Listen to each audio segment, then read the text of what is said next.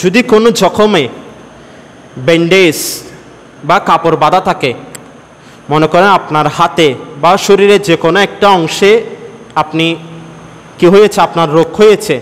এখন আপনি ডাক্তার আপনাকে ব্যান্ডেজ দিয়েছে বা আপনি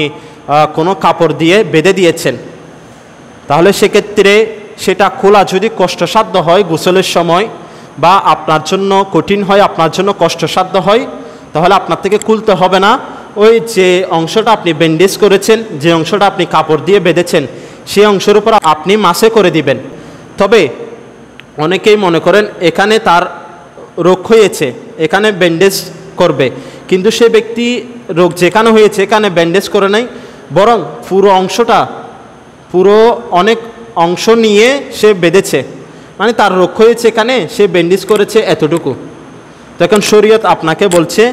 আপনার যতটুকু রোগ হয়েছে, যতটুকু আপনি কাপড় দিয়ে বেঁধেছেন, যতটুকু ব্যান্ডেজ করেছেন, যখন আপনি ফরজ গোসল করবেন তখন আপনাকে সেখানে মাসে করতে হবে। আর আপনি যখন রোগ যেখানে হয়েছে সেখান থেকে আরও অনেক অংশ বেঁধে ফেলেছেন,